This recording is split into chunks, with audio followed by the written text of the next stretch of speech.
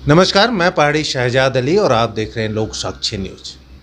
उत्तराखंड में बॉबी नाम आजकल सुर्खियों बना हुआ है, पर दोनों ही नामों में, दोनों कैरेक्टर में ज़मीन और आसमान का फर्क है। एक वो जो सड़कों पर अपनी सेखी बगाड़ते हुए शराब पीते हुए नजर आ रहे हैं, दूसरे हमारे साथ बैठे हुए हैं बॉबी पंवार, जो जनहित के मुद्दों को लेकर के, युवाओं के हितों को लेकर के लगातार लंबे समय से संघर्ष में है और एक कामयाबी भी उनको मिली है।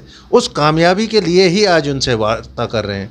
बॉबी भाई, बहुत स्वागत है पहले तो आप। बहुत बहुत आभार आपका। और बॉबी भाई, यूके SSS को लेकर, वीडियो VPDO को लेकर लगातार आपने लंबा संघर्ष किया और जिस बात के लिए आप लगातार बोल रहे थे कि उसमें धांधली हुई है, उसमें धांधली हुई है, उस धांधली पर अब STF जब जांच कर रही है तो आज तक 18 गिरफ्तारियां हो चुकी है और अगर कहें तो बड़ी गिरफ्तारी हाकम सिंह की हुई है। तो क्या कहना होगा हाकम सिंह के लिए, क्योंकि लगातार आपका निशाना तो वहाँ था। देखिए, जो ये गिरफ्तारियां हुई है आज तक की, जो 18 गिरफ्तारियां, इसमें सबसे बड़ी गिरफ्तारी हम उन्हीं की मानेंगे जो जिला पंचायत सदस्य है, उनकी गिरफ्तारी सबसे बड़ी मानेंगे। पर इससे भी बड़ी बड़ी गिरफ्तारियां होना है। अगर STF जिस पारदर्शी तरीके से काम कर रही है, आगे भी इसी तरीके से अगर पारदर्शिता बनी रहे तो बड़ी गिरफ्तारियां होनी है। मैं दावा के साथ कहता हूं इससे भी बड़ी बिल्कुल। ये भले ही इनमें से सबसे बड़ी गिरफ्तारी है, पर जो होनी है उनमें से वो सबसे छोटी गिरफ्तारियां हैं। अच्छा, जो होनी है उनमें से अब भी ये। तो दर्शक जो हमारे साथ जुड़े हुए हैं, देखिए, बॉबी भाई को अभी भी विश्वास है कि अभी इसमें बड़ी गिरफ्तारियां, जो हाकम सिंह की गिरफ्तारी हुई है, वो उसको मानते हैं कि वो अब जो गिरफ्तारियां होनी है वो उसमें सबसे छोटी गिरफ्तारी है। तो क्या लगता है कहाँ तक जांच का दायरा जाने वाला है? देखिए, जांच का दायरा विस्तृत करना चाहिए हमारे उत्तराखंड सरकार को।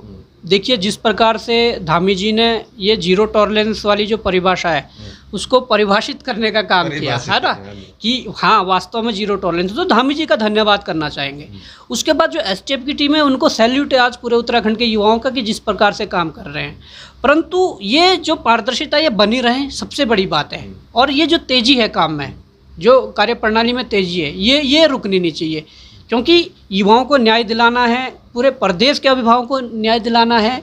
मैं कहना चाहूँगा कि इसमें तो अभी जैसे सचिवालय से गिरफ्तारियां हुई है, कई न्यायालयों से गिरफ्तारियां हुई है, कई अन्य जो सफ़ेद पोस्ट जो दिख रहे हैं उनकी गिरफ्तारियां हुई है और होनी है। तो ये होना चाहिए। इसके बाद आप देख सकते हैं कि इस भर्ती को ही ना देखें। आगे एक भर्ती और जो बंद दरोगा है वो भी STF के पास चली गई है, ठीक है।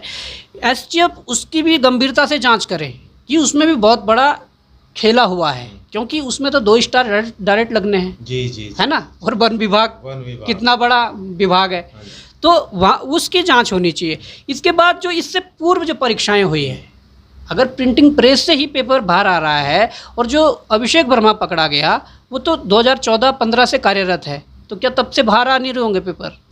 आ रहे होंगे। और जो ये गिरफ्तारियां हुई है, इन्होंने ये भी जायक कबूला है कि हम लखनऊ पेपर लेने जाते थे। तो भाई, जब इतना बड़ा स्कैम चल रहा है और वहाँ पर इनके टेंडर होते हैं, 5 करोड़ का टेंडर तुझे, 10 करोड़ का तुझे, 3 करोड़ का तुझे, तो इस प्रकार के जो टेंडर होते हैं, कितनी गैंग हैं इसमें, उसका खुलासा होना बहुत ज़रूरी है। STF ने कई गैंगें अलग अलग तरीके से पकड़ी है, परंतु कुछ अभी भी बाकी है।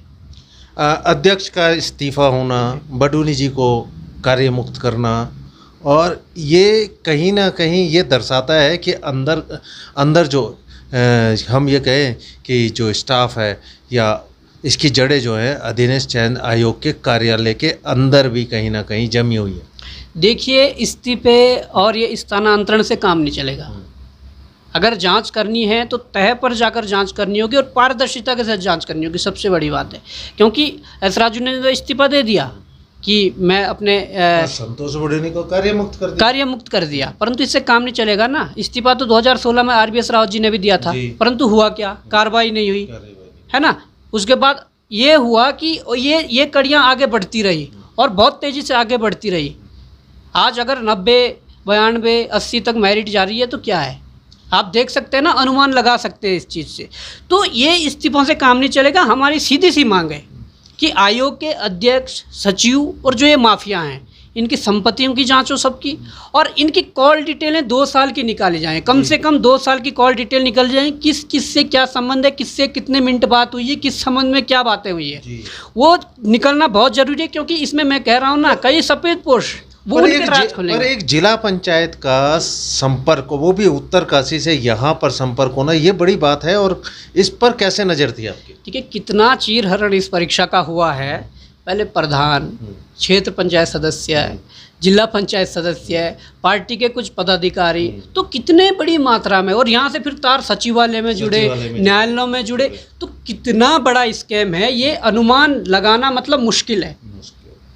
अगर ऐसे हम मध्य प्रदेश के व्यापम घोटाले को देखें और इसको जोड़ें तो कहीं एक जैसा लगता है? बिल्कुल एक जैसा है, परंतु यहाँ ये तो राजी नहीं थे ना जांच करने के लिए सब। मतलब आप तो इसके साक्षी हैं।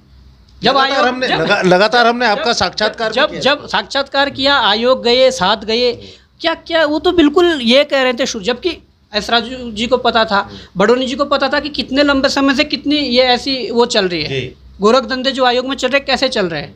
परंतु कहीं ना कहीं शायद माफियाओं का प्रेशर, नेताओं का प्रेशर था, उस बिहाफ पे उन्होंने इस्तीफा भी दिया। तो पूरा जानने के बाद भी उन्होंने क्या कहा कि कुछ नहीं है, ये नकारते रहे, ये अपने पल्ले झाड़ते रहे।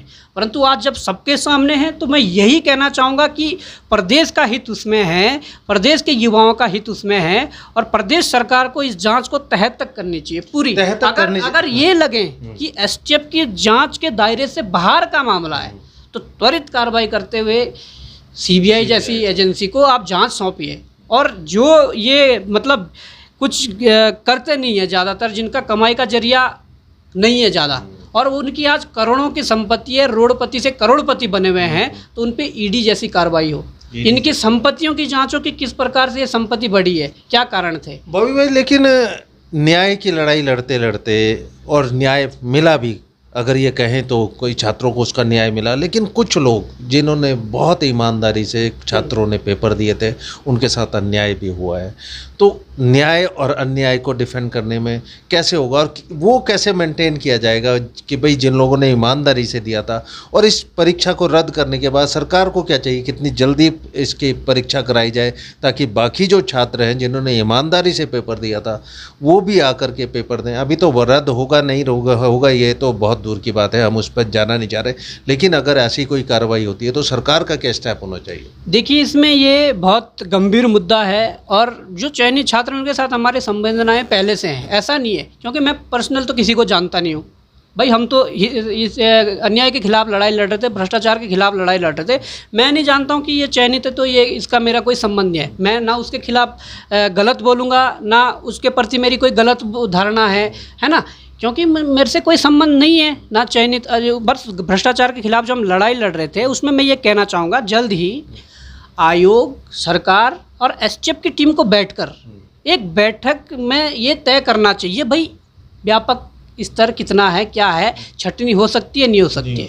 परंतु ये कई जगह से मुझे ये जानकारी मिली है कि छटनी करना मुश्किल है। वो इसलिए है क्योंकि एक तो तीनों पालियों का पेपर आउट हुआ है, उसके बाद कई लोगों को थोड़ा कम क्वेश्चन मिले हैं, या जिनको पूरा भी पढ़ाया गया था पेपर उन्होंने कुछ क्वेश्चन भूल दिए और वो बॉर्डर पे हैं, मतलब सिलेक्शन नहीं हुआ है। अगर छटनी कर भी देते हैं तो ब्लैक शिप घुसेंगे जी। और फिर वेटिंग जारी करोगे तो बॉर्डर वाले अंदर आएंगे। तो ये बड़ा वो है, और इसमें मैं ये कहना चाहूँगा कि इसमें बलिदान तो देना पड़ेगा। ये जो गेहूं में घुन पिसने वाला वो है वो नहीं, पर जैसे आज़ादी में कईयों ने बलिदान दिए, उत्तराखंड बनने में कईयों ने बलिदान दिए, उस प्रकार का बलिदान ये परीक्षा मांग रही है। और ये मैं दावे के साथ कह सकता हूँ, जिसने मेहनत से किया होगा, जो मेहनत से आज 916 में चयनित है, अगर इतने बड़े भ्रष्टाचार में वो चयनित हुए हैं तो जो आगे परीक्षा होनी है, जो आयोग अगर 2 महीने 3 महीने में जो परीक्षा ये दोबारा पुनर्परीक्षा करवाएगी, उसमें टॉप 50, टॉप 100, टॉप 200 में यही लोग रहने हैं, जो है ना वास्तव में। अच्छा, एक अब क्योंकि ये न्याय की लड़ाई बिल्कुल अब मुहाने पर है, तकरीबन जो है काफ़ी बड़ी कार्रवाई इसमें हो चुकी है, श्रेय लेने की भी होड़ लग गई है। कई विधायक नेतागण इसमें जो है श्रेय लेने की जो है होड़ में है। लेकिन बॉबी पवार जो लगातार इस लड़ाई से जुड़े हुए थे, लगातार लोगों के आरोप प्रत्यारोप भी झेल रहे थे। बहुत लोगों ने आप पे आरोप भी लगाए कि ये सिर्फ और सिर्फ युवाओं को भटकाने के लिए, युवाओं से पैसा कलेक्ट करने के लिए। उन आरोपों को किस तरह से लेते हैं आप? देखिए, आरोप हमेशा दो पहलू होते हैं हर चीज़ के। मैं उसको उसमें लेना चाहूँगा कि देखिए, कई लोगों को शायद पता नहीं था कि इतनी बड़ी जो ये घटनाएं हैं हो रही है उत्तराखंड में। तो मैं उस चीज़ में उनको लेता हूँ कि यार उन्हें पता नहीं था। अब उन्हें अगर आज पता लगा है तो वो समर्थन में भी है, ऐसा नहीं है। मुझे कॉल पे फ़ोन कॉल मैसेज आ रहे हैं, समर्थन उनका भी आ रहा है जो सिलेक्टेड हैं। वो भी आज कह रहे हैं नहीं, वास्तव में हम बहुत बड़ा अन्याय करने जा रहे थे। उतना आसान भी नहीं था लड़ना। नहीं, आसान तो नहीं था, बहुत विषम परिस्थितियाँ थी, कोई साथ खड़े होने को तैयार नहीं था, क्योंकि ऐसे कोई वो नहीं थे। पर जब साक्ष्य हमने जुटाने शुरू किए, उसके बाद मैं भुवन कापड़ी जी का भी बहुत आभार प्रकट करना चाहूँगा कि जिस तरीके से हमने उन्हें विधानसभा के लिए जो मैटर दिया और उनके साथ बैठकर जो तैयार किया था वो मैटर, तो उन्होंने हूबहू उसी प्रकार विधानसभा के अंदर जो लगातार मतलब 15-20 मिनट आधे घंटे तक उस चीज़ को देखा, तो वहाँ से बहुत बड़ा प्रभाव पड़ा कि सचिवालय कूच भी किया। फिर सचिवालय कूच किया, हमने समर्थन दिया, करना भी था, क्योंकि इन्होंने विधानसभा के अंदर उत्तराखंड बनने के बाद किसी विधायक ने पहले बार आवाज़ उठाई थी। ये मतलब फिर उसके बाद लड़ाई जारी रही, तो सरकार को दबाव में आना पड़ा, जांच के आदेश देने पड़े। उसके बाद ये जो कार्रवाई हुई, ये काबिले तारीफ है। धामी जी की मैं तारीफ करना चाहूँ। दबाव कितना रहा होगा आप पर? दबाव काफ़ी था। अब दबाव भी अलग अलग है, दबाव की परिभाषा भी अलग अलग, किस प्रकार के दबाव है। आलोचनाएं लोग कर रहे हैं या खुले सोशल मीडिया पे धज्जियाँ उड़ा रहे हैं, गालियाँ दे रहे हैं, वो भी एक दबाव था। घर वालों का भी एक दबाव था, रिश्तेदारों का दबाव था, है ना।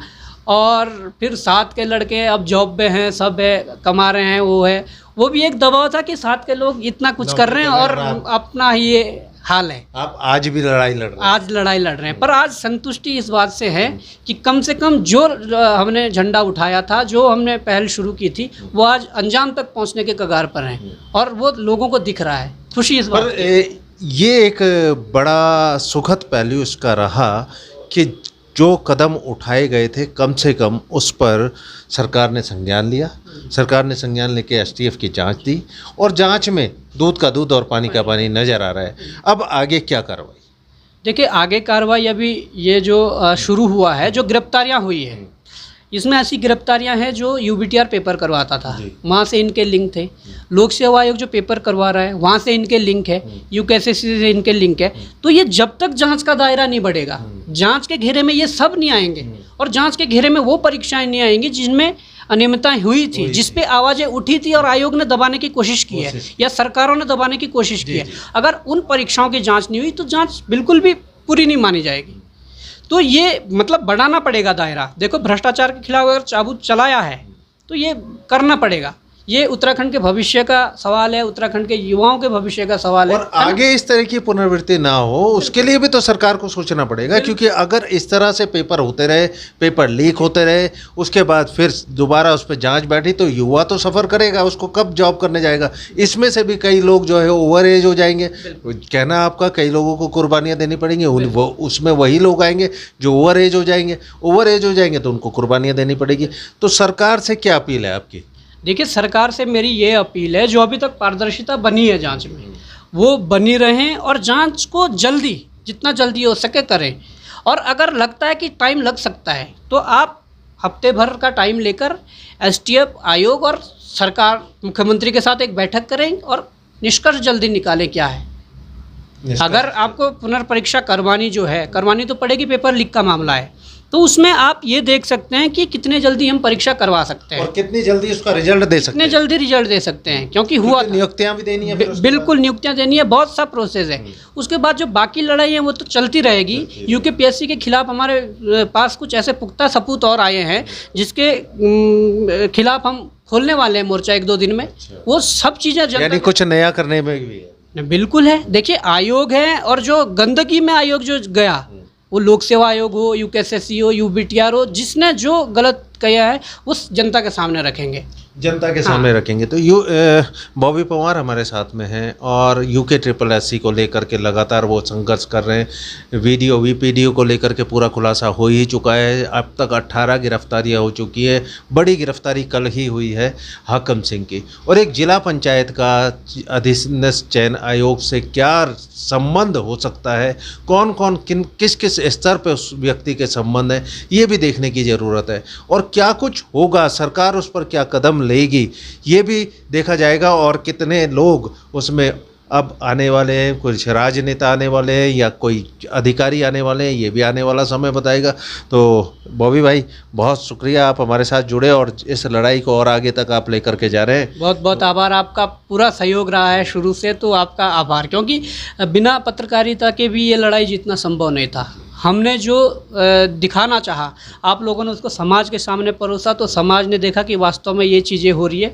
तो उसके लिए आपका तहे दिल से आभार कि आप लोगों ने बड़े शिद्दत से हमने एक कोशिश की। बिल्कुल बिल्कुल, उसका आभार। चलिए, आप लोगों से भी गुजारिश है, जो लोग दर्शक देख रहे हैं, इस खबर को ज़्यादा से ज़्यादा शेयर करें और कम से कम सरकार तक अपनी आवाज़ पहुंचाएं कि इस तरह की धांधलियां दोबारा ना हो, क्योंकि कहीं ना कहीं आपका भी योगदान इस पूरे आंदोलन में होना चाहिए। आप घर बैठे हुए हैं, क्या योगदान है? इस तरह की अगर अनियमितता होती रहेगी तो कब तक हमारा युवा सफ़र करेगा? तो बने रहिए लोक साक्षी न्यूज़ के साथ।